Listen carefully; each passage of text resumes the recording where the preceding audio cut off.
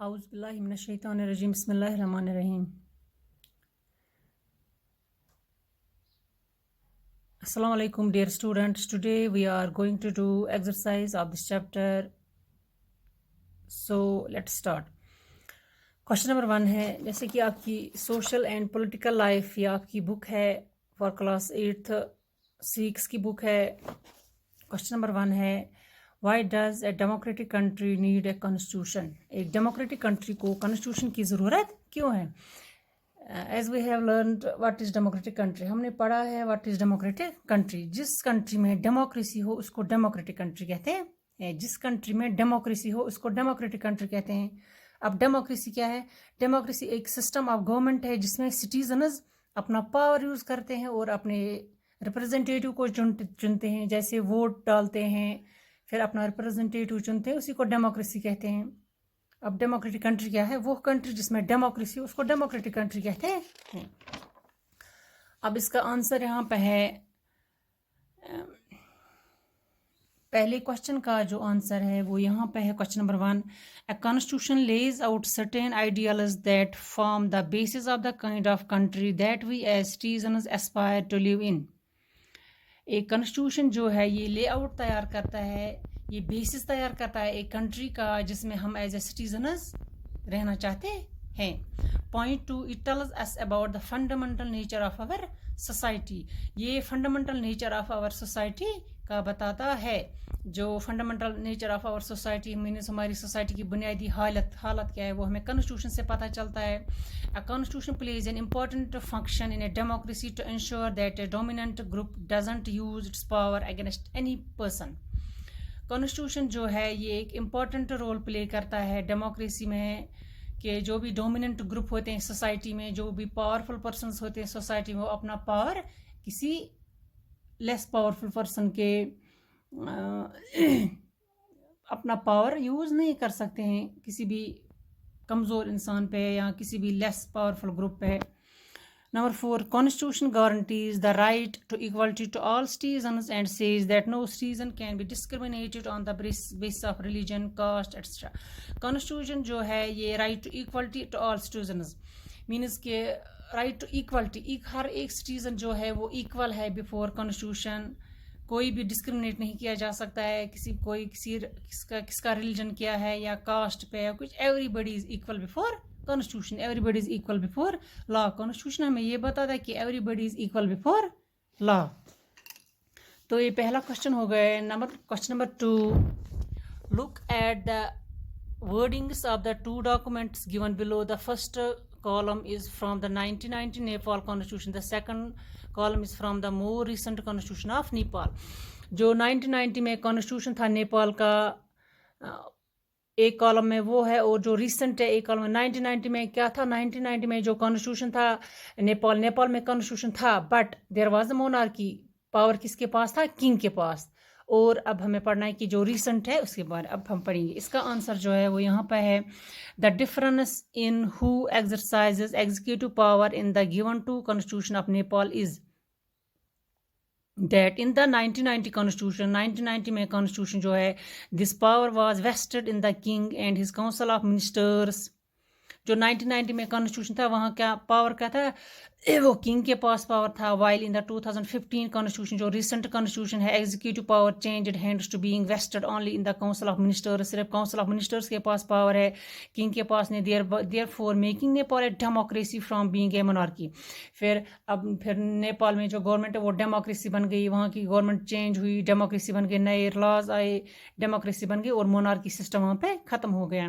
Question number 3, what is the question number 3 जैसे वहाँ पे भी है, what is the difference in who. Question number 3, what is the difference in who exercises question number 3, what would happen if there were no restrictions on the power of elected representatives. Question बोल रहा है कि what would happen, क्या होगा अगर no restrictions on the power of जो elected representatives है, अगर उनके इलेक्टेड रिप्रेजेंटेटिव्स है, if there were no restriction, अगर उनके पास रिस्ट्रिक्शंस ना हो तो वो क्या करते? If there are no restrictions on the power. Question number 3, if there are no restrictions on the power of the elected representatives, the leader might misuse the power given to them. अगर उन पे restrictions ना हो elected representatives पर तो अपने power को misuse कर सकते हैं. Then question number 4, इसमें D part है. In each of the following situation, identify the minority. Write one reason why you think it is important to respect the views of the minority in each of these situations. Question बोलता है कि इन each of the following situation, जो यहाँ पे ABCD part दिया हो, identify the minority. Minority में कौन है? माइनॉरिटी मीन मेजॉरिटी हो गए, जहाँ पे मेजॉरिटी और माइनॉरिटी है. Write one reason why you think it is important to respect the views of the minority in each of the situation. Minority means अगर मेजॉरिटी मीन्स अगर किसी साइड में बहुत ज्यादा लोग हैं, माइनॉरिटी मीन्स कम, मेजॉरिटी मीन्स ज्यादा. A part, in a school with 30 teachers, 20 of them are male. एक स्कूल में 30 टीचर्स हैं, एक स्कूल में 30 टीचर्स है, 20 of them are male. Majority किन की अब है? मेल टीचर्स की. फीमेल टीचर्स कितनी है? ओनली 10. अब इसका रीजन हमें लिखना है. इसका हमने लिखा है फीमेल टीचर्स और in the minority. Female teachers और इन द, ये ए पार्ट का आंसर है यहाँ पे. फीमेल टीचर्स और in the minority, it is necessary to respect the views of the lady teacher. इसमें जो फीमेल्स है वो माइनॉरिटी में है, उनकी तादाद कम है. इट इज़ नेसेसरी, ये ज़रूरी है, to respect the views of the lady teacher. हमें रेस्पेक्ट करना चाहिए लेडी टीचर की. बी पार्ट जो है, in a city 5% of the population are Buddhists. एक शहर में 5% जो है वो बुद्धिस्ट की पॉपुलेशन है. बुद्धिस्ट एक बुद्धिज्म एक मजहब है. 5% ऑफ द पॉपुलेशन आर बुद्धिस्ट्स. बुद्धिस्ट्स कितने? ओनली 5%. इसका आंसर जो है बुद्धिस्ट्स और इन द माइनॉरिटी. बुद्धिस्ट्स कौन है वहाँ पे? माइनॉरिटी में. माइनॉरिटी में कम कौन है? Buddhists. Every individual has the right to follow the religion of his choice. हर एक इंसान को ये राइट दिया गया है कॉन्स्टिट्यूशन में, फंडामेंटल राइट्स में है कि right of religion. Right of religion, कोई भी इंसान कोई भी मजहब अडॉप्ट कर सकता है. Question number 3C part, in a factory mess for all employees 80% are vegetarians. एक फैक्ट्री में mess for all employees, mess mean जो उनके एक खाना बनता है, 80% और वेजिटेरियंस. वहाँ पे 80% वेजिटेरियंस जो सिर्फ सब्जी खाते हैं, वेजिटेरियन. नॉन वेजिटेरियंस और इन माइनॉरिटी. हमें बोलना है कि माइनॉरिटी में कौन है?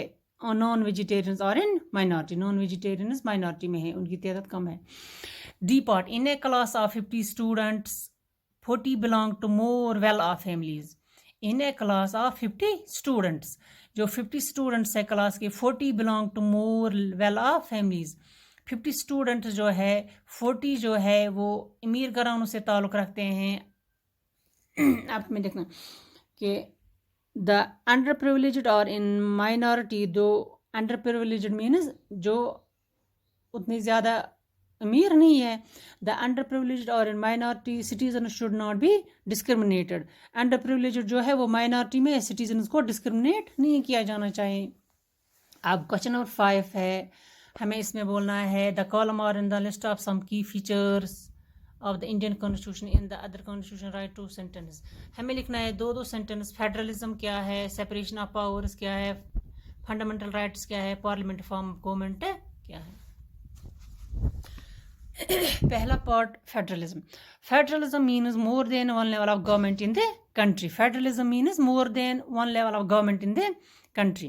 फेडरलिज्म का मतलब है कि अगर एक कंट्री में एक से ज़्यादा गवर्नमेंट है, जैसे इंडिया में स्टेट गवर्नमेंट और सेंट्रल गवर्नमेंट है, मीन्स दो किस्म की गवर्नमेंट है. थर्ड टायर इधर है जो है वो है लोकल गवर्नमेंट, जिसे पार्लियामेंट, लोकल गवर्नमेंट से पंचायत गवर्नमेंट कहा जाता है.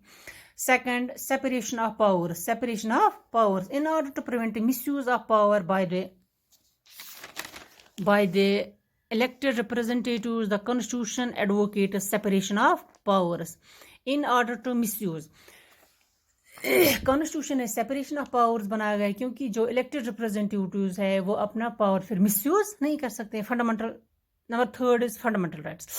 Fundamental rights guarantees the rights of individuals against the state as well as other individuals. Fundamental rights जो है वो guarantees the rights of individuals against the state. जो हमने पढ़ा है कि fundamental rights क्या है, कि everybody is equal before law, वो वही है.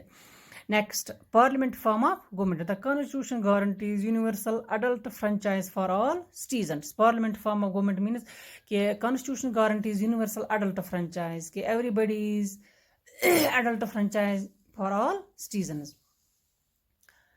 अब जो है ये definition है democratic country, a country that practices democracy. That country can be called a democratic country. Democracy is a system of government in which the citizens exercise power directly or elected representatives. जो हमने पढ़ा कि democratic country क्या है, तो ये exercise यहाँ पे कंप्लीट हमने की. थैंक्स.